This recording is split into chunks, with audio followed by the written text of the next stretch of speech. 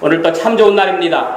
성스러운 주일 아침에 오늘 또 주님 앞에 나와 예배하는 사랑하는 귀한 교우 여러분들에게 주님의 크신 은혜와 은총과 축복이 함께하기를 소원합니다. 우리 한번 옆 사람과 또 뒤에 사람하고 또 앞에 사람하고 같이 인사하는 시간을 갖도록 하겠습니다. 잘 오셨습니다.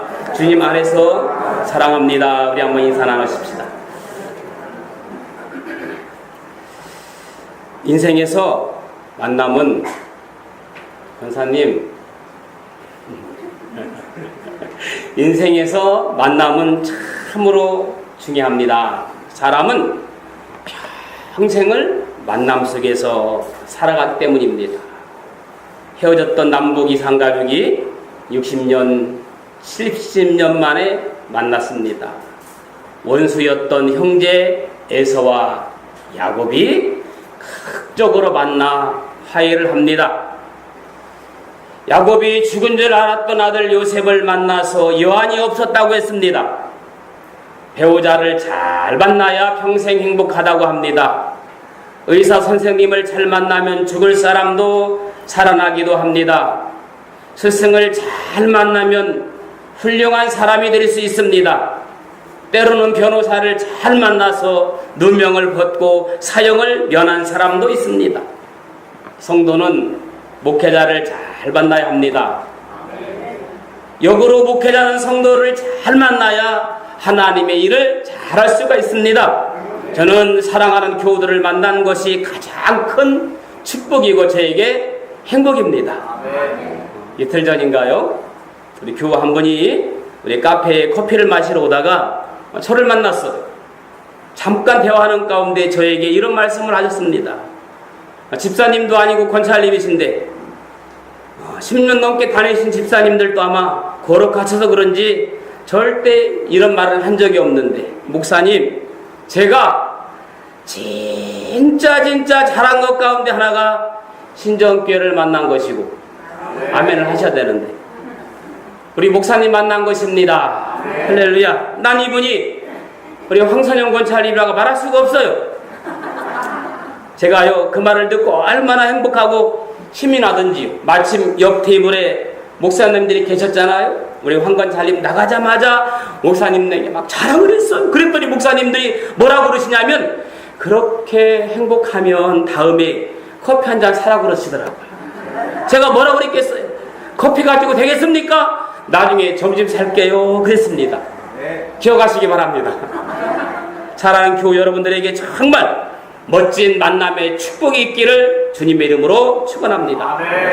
저는 매일 하루도 빼놓지 않고 하는 기도가 있습니다. 뭐라고 그랬죠? 제 기도 아시잖아요.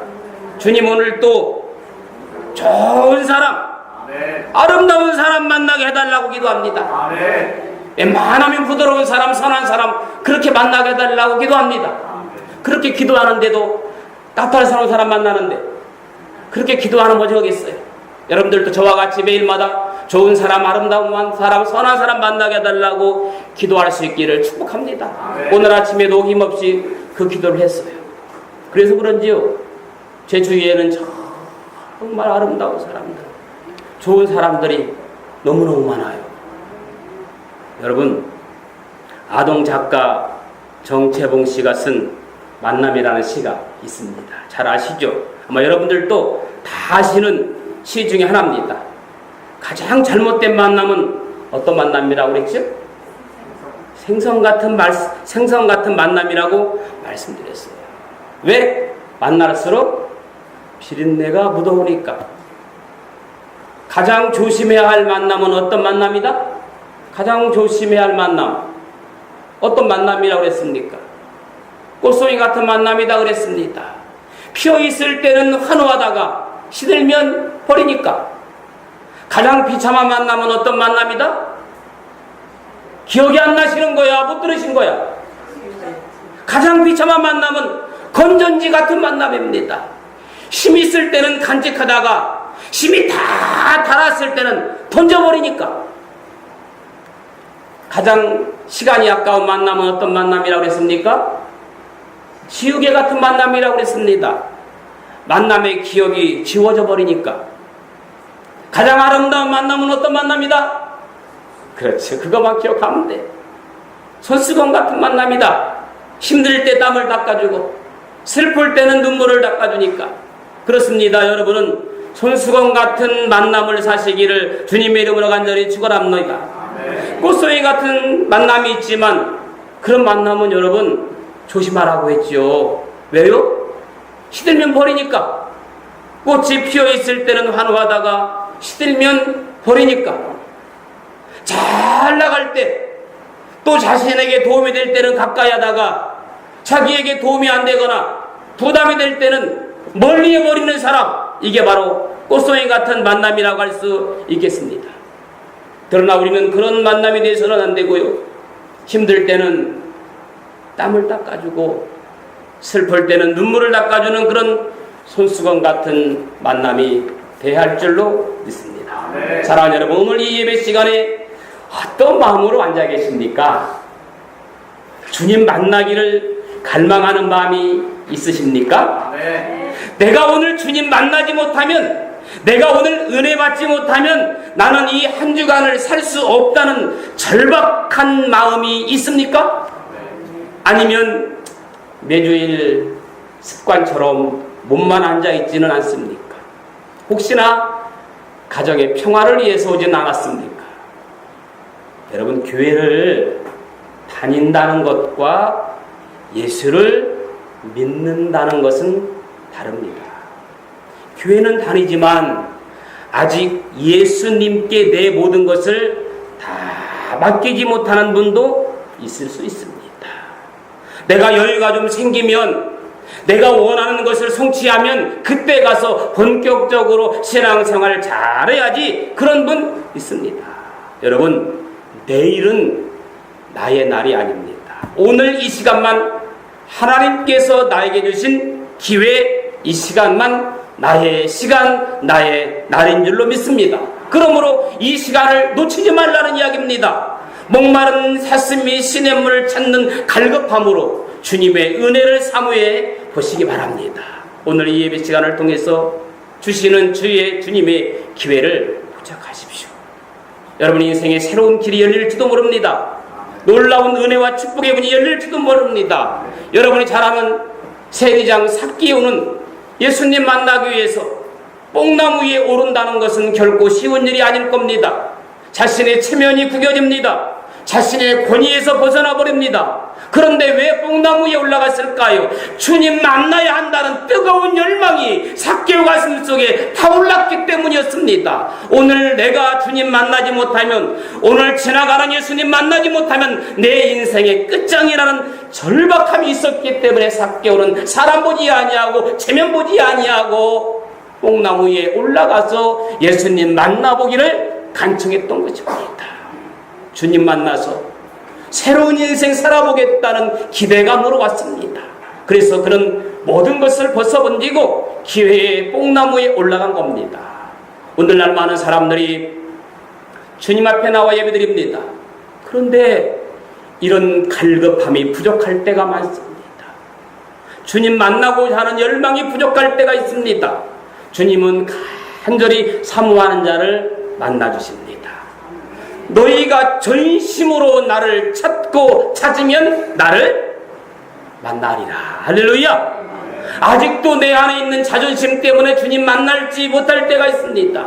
아직도 내 안에 있는 자존심 때문에 주님을 만날 수 있는 기회의 뽕나무를 외면하고 있지는 않느냐는 말입니다. 자신의 체면, 지위 때문에 주님을 멀리 하고 있지는 않는지요.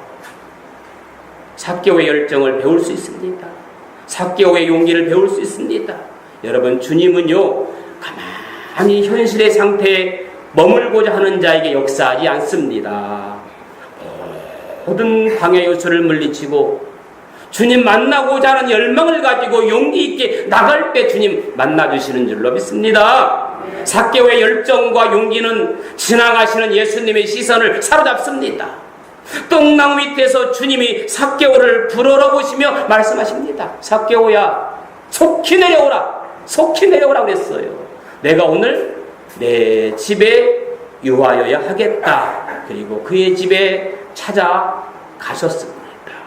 이것은 그의 모든 상처를 치유하시고 그의 잃어버린 지혜를 회복시켜 주시는 예수님의 선언입니다. 여러분, 우리 모든 인생 불행은 예수님 만날 때 해결되는 줄로 믿습니다. 예수님 만나면 인생의 무거운 짐이 벗겨지는 줄로 믿습니다. 예수님 만나면 슬픔과 걱정이 눈 녹듯 사라지는 줄로 믿습니다. 예수님 만나면 가난한 자가 부여진 줄로 믿습니다. 아멘 좀 해보세요. 다시 가볼게요. 예수님 만나면 인생의 무거운 짐이 벗겨지고 슬픔과 걱정이 눈 녹듯 사라지고 가난한 자가 부유해지고 병든 자가 치유되고 아멘.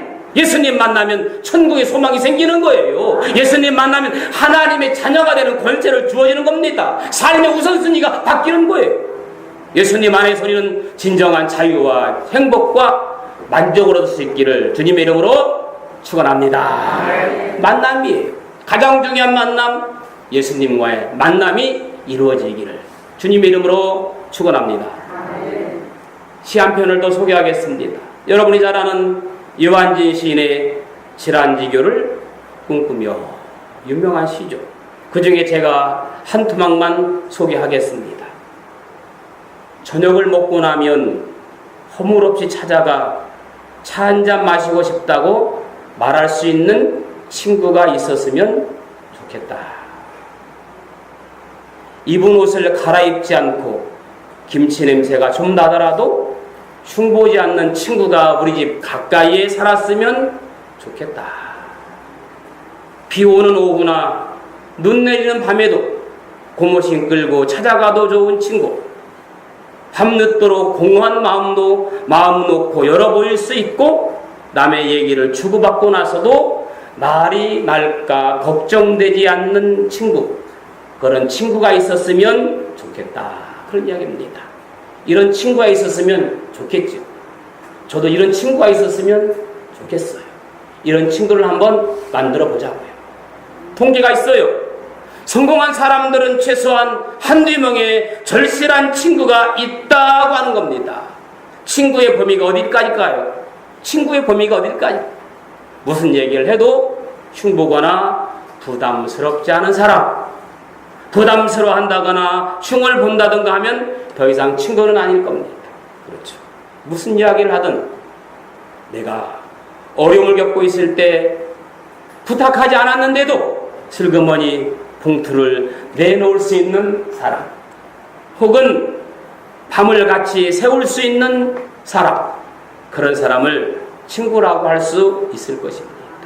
물론 여유가 되지 않아서 도와줄 능력이 없을 수가 있어요. 그냥 마치 죄를 지은 것처럼 미안해 할 수 있는 친구면 됩니다.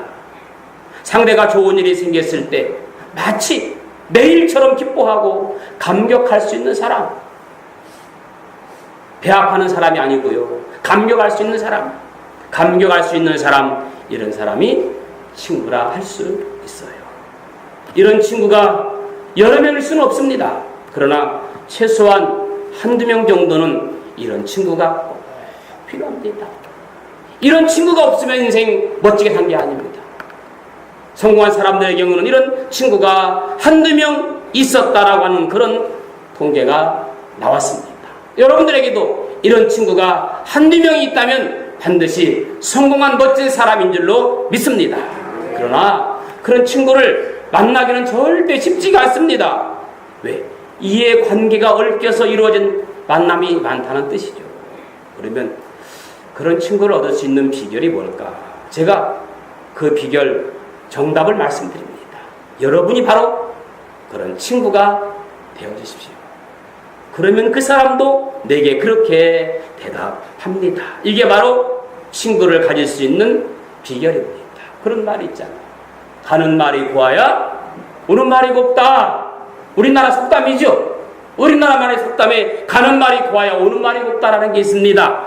요즘은 그렇지 않지만 옛날에 버스가 사람이 다 차야만 떠나는 시절이 있었답니다.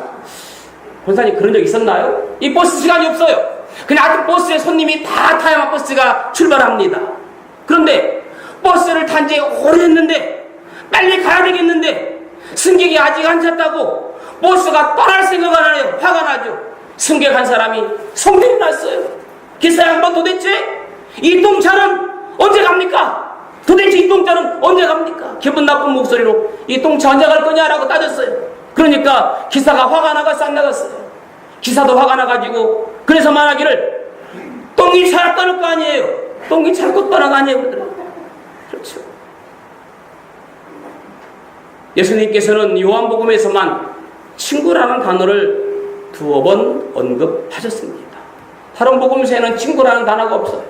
요한복음 15장 15절 이제부터는 너희를 종일하지 아니하고 너희를 친구라 하였노니 16절에 보니까 너희가 나를 택한 것이 아니고 내가 너희를 택하여 세웠나니. 그런데 오늘 저는 이 세상에서 가장 좋은 친구 한 분을 여러분에게 소개해드리고 싶습니다. 이 친구는 얼마나 좋은지 비가 오나 눈이 오나 늘 저와 함께 있어 주었습니다. 혹시 제가 잘못하고 실수를 하고 못된 짓을 했어도 항상 사랑으로 저를 감싸 주었습니다. 내 마음이 몹시 아파 괴로울 때 내 곁에 찾아와 등을 두드려주며 항상 이루어 주었습니다. 기쁘고 좋은 일이 생겼을 때 제일 먼저 축하해주고 함께 기뻐해준 친구가 있습니다. 사실 저는 이 친구가 사랑하는 만큼 사랑하지 못했음에도 불구하고 늘 한결같은 마음으로 우정과 의리를 지켜준 친구가 저에게는 있습니다. 여러분, 이 친구가 누굽니까? 아멘. 바로 예수 그리스도입니다. 이 세상에서 제일 좋은 친구 예수 그리스도. 그분은 우리의 가장 좋은 친구랍니다. 우리가 방황할 때 우리를 포기하지 않고 끝까지 옆에서 지켜주시는 친구. 세상 사람들이 다 우리를 외면하고 버려도 예수님은 우리를 버리지 아니하십니다. 온 세상 날 버려도 주 예수 안 버려 끝까지 나를 돌아보시니. 아멘. 너희가 나를 택한 것이 아니오 내가 너희를 택하여 세웠나니 너는 내 것이라 주님 말씀하셨습니다. 우리가 예수님의 친구가 된 것은 우리가 먼저 선택해서 된 것이 아니라 전적으로 예수님께서 하신 일입니다. 우리는 감히 예수님의 친구가 될 수 없는 부끄러운 죄인들이지만 예수님은 우리를 용서하시고 먼저 친구가 되어 주신답니다. 우리가 옳지 못한 길을 걸어갈 때 주님은 다정한 음성으로 속삭입니다. 사랑하는 내 아들아, 사랑하는 내 딸아, 내가 걷는 길은 바른 길이 아니다. 어서 속히 진리의 길로 돌아서라. 내가 사망의 음침한 골짜기로 다닐지라도 해를 두려워하지 않을 것은 주께서 나와 함께 하심이라. 주의 지팡이와 막대기가 나를 안위하시나이다. 사랑하는 내 아들아, 사랑하는 내 딸아, 우리에게 정말로 경사스러운 일이 생겼을 때 주님 이렇게 말씀하십니다. 정말 잘했다. 참 장한 일을 했구나. 그러나 너무 자만해서는 안 된다. 주님 그렇게 말씀하십니다. 또 우리가 정말 큰 어려움에 처해서 세상 사람들이 다 외면할 때도 예수님은 이렇게 속삭여 주실 것입니다. 사랑하는 내 아들아, 사랑하는 내 딸아, 괜찮다. 사람들은 누구나 다 실수할 수 있고 실패할 수 있는 거란다. 너는 얼마든지 재기할 수 있다. 내가 내 옆에 있잖아. 그렇게 말씀하십니다. 오늘 또 영원히 변함없는 참 친구 예수님과 동행하면서 그 아름다운 우정을 이웃에게 자꾸 자꾸 나누어 주시는 여러분들 될 수 있기를 주님의 이름으로 축원합니다. 그 다음에 오늘 고린도전서 16장 18절의 말씀 보니까 그들이 나와 너의 마음을 시원하게 하였으니 너희는 이런 사람을 알아주라. 그래요. 사람의 마음을 시원하게 해주는 사람이 친구예요. 나에게 맨날 스트레스나 주고 맨날 열받게 하고 만날 때마다 돈이나 꿔달라고, 그건 친구 아니에요. 스트레스 받는 거지. 사람의 마음을 시원하게 해줄 수 있는 사람, 어떤 사람일까? 오늘 고린도전서 16장 15절에 나와요. 형제들아, 스데바나의 집은 곧 아가야의 첫 열매요 또 성도 섬기기로 작정한 줄을 너희가 아는지라. 세 번째, 섬김이에요. 섬김. 여러분, 사람의 마음을 시원하게 해주는 사람은 어떤 사람일까요? 섬기는 사람이에요. 누구를 가리켜서 하는 말이냐면 스데바나라는 사람이 있습니다. 아가지방의 첫 열매라고 부르는 이 스데바나라고 하는 사람은 성도 섬기기로 작정한 사람이거든요. 오늘 여러분들이 성도 섬기기로 작정하는 그런 성도가 되었으면 어떨까 하는 생각들을 해봅니다. 여기 성도 섬기기로 작정했다는 말의 의미는 뭐겠습니까? 기분이 좋을 때, 자기 마음에 편안함이 있을 때만 섬기는 것이 아니고요. 자기 기분과 상관없이, 자기 형편과 상관없이, 가정 문제, 직장 문제, 사업 문제, 이런 것과 상관없이 이런 것들을 초월해서 항상 성도를 섬기는 사람, 이것이 바로 섬기기로 작정한 모습입니다. 아멘. 여러분들이 저는 섬기기로 작정한 사람들일 수 있기를 예수님의 이름으로 축원합니다. 그래서 여러분, 섬김은 신앙생활의 최고봉입니다. 섬김은 신앙생활의 최고봉입니다. 섬김 속에 사랑이 있어요. 섬김 속에 겸손이 있어요. 섬김 속에 희생이 있는 거예요.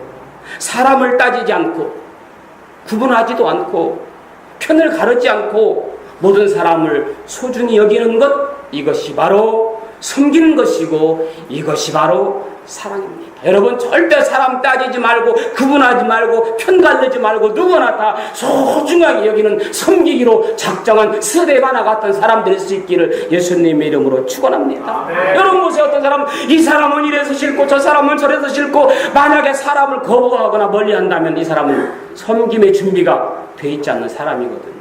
보세요. 아브라함은 지나가는 나그네를 극진히 섬겼던 사람입니다. 그것이 그의 습관이 되었어요. 그러다 보니까 어느 날 지나가는 나그네인 줄 알고 섬겼더니 그분이 천사였어요. 할렐루야.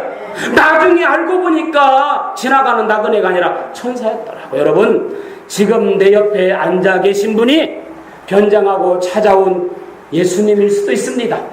아멘. 옆에 분 한번 보세요. 지금 내 옆에 앉아 계신 분이 정말 변장하고 오신 예수님일 수도 있다니까.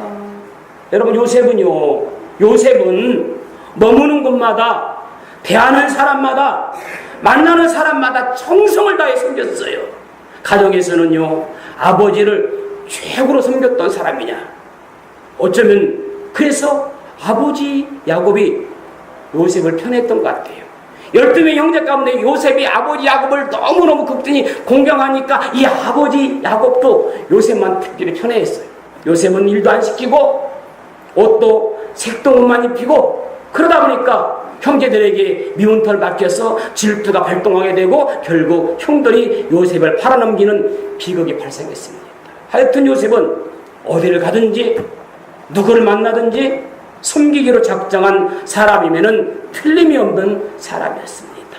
여러분, 나중에 요셉이 누명을 쓰고 감옥에 갇혀서 죄수로 있을 때나 어디를 가든지 섬기는 사람이었어요. 심지어는 감옥에 있는 간수들까지 섬겼더라고요. 여러분, 이 사람은 좋은 사람이니까 가까이 하고, 이 사람은 나쁜 사람이니까 멀리하고, 그런 게 없어요. 요셉은 원수이든 친구이든 가리지 않았다고 그랬어요. 그리고 대상을 차별하지 않고 모든 사람에 대해서 섬김을 베풀었던 것이죠. 우리가 오늘 이 요셉을 배워야 됩니다. 아멘.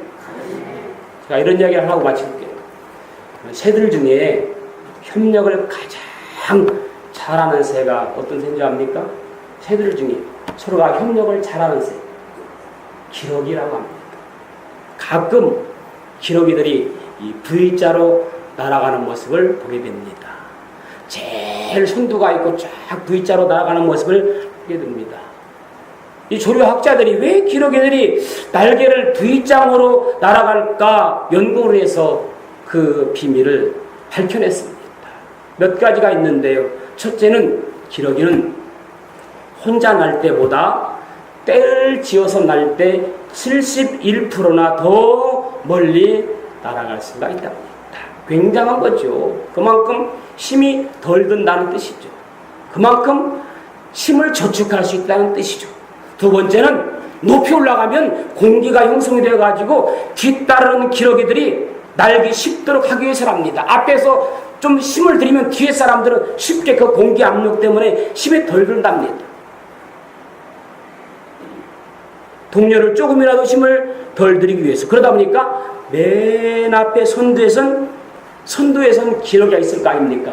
앞에 선 기러기가 제일 힘이 든답니다. 가장 빨리 지친답니다. 뒤에 있는 기러기는 그만큼 힘을 덜 받고 맨 앞에 기러기는 바람이나 힘을 제일 많이 받습니다.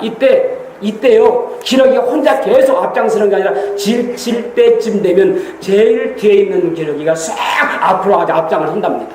몰랐죠, 이 사실을. 위치를 바꾼답니다. 서로 교대해가면서 그 선두에 선다는 거예요. 저는 처음부터 끝까지 앞장서는 기러기가 끝까지 앞장서는 줄 알았더니 그게 아니더라고요. 이 사실을 누가 발견했어요? 조류학자들이 발견했어요.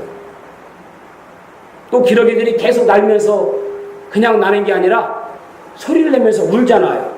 그런데 그 우는 것이 비명이 아니고 두 가지 의미가 있던데요. 하나는 위치나 방향을 제시하는 거고, 또 하나는 서로를 격려하는 격려의 소리라고 합니다. 마치 나팔 소리처럼 격려하는 거예요. 여러분, 옛날에 막 전쟁을 하면 손에 무기를 들지 않고 제일 뒤에 나팔 부는 임무를 맡은 병사들이 있잖아요. 다른 사람들은 다 손에 무기를 들었는데 마지막 뒤에 있는 사람은 그 나팔을 부는 사람이 있습니다. 왜? 그 나팔 소리 듣고 사기를 얻고 힘을 얻기 위해서. 그러니까 기러기가 이 꾹꾹 소리를 통해서 상대방에게 힘을 준다는 거예요. 그 다음에 만일 기러기가 날아가다가 아플 수 있잖아요. 부상당할 수 있잖아요. 한 마리가 아프거나 부상으로 비행을 못하게 될 때는 어떻게 할까? 놀랍게도 나고자를 내버려두는 것이 아니라 서너 마리의 동료가 이 나고자와 함께 머문답니다. 함께 머문대요. 함께 머문대요. 새들도 이렇게 협력하고 지칠 때 낙오가 되지 않도록 함께 머물러 주는데 인간이 협력을 못한다면 뭐만도 못한 사람? 개만도 못한 인간도 있다는데 새만도 못한 인간도 있다는 거예요. 더군다나 우리 신앙인들은 반드시 모든 사람과 서로 협력해야만 하는 거예요. 오죽했으면 협력하여 선을 이루느니라. 가정에서도 교회에서도 일터에서도 협력합시다. 양보하라는 말입니다. 자존심 앞세우지 말라는 말입니다. 고집 내세우지 말라는 말입니다. 상대를 존중하라는 말입니다. 협력하면 거기에 기쁨이 있습니다. 시편 133편 1절에 보라, 형제가 연합하여 동거함이 어찌 그리 선하고 아름다울고. 바로 이게 만남이고 친구이고 섬김이고 축복인 줄로 믿습니다. 아멘. 오늘의 말씀처럼 연합하여 동거하는 모습 속에서 하나님 앞에 가장 아름다움을 보여주는 아름다운 성도가 되기를 예수님 이름으로 축원합니다. 아멘. 좋으신 아버지 하나님, 은혜와 산을 감사합니다. 형제가 연합하여 동거함이 어찌 그리 선하고 아름다운고. 만남의 축복이 있게 하시고 친구의 축복이 있게 하시고 섬김의 축복이 있게 하옵소서. 예수님의 이름으로 기도합니다.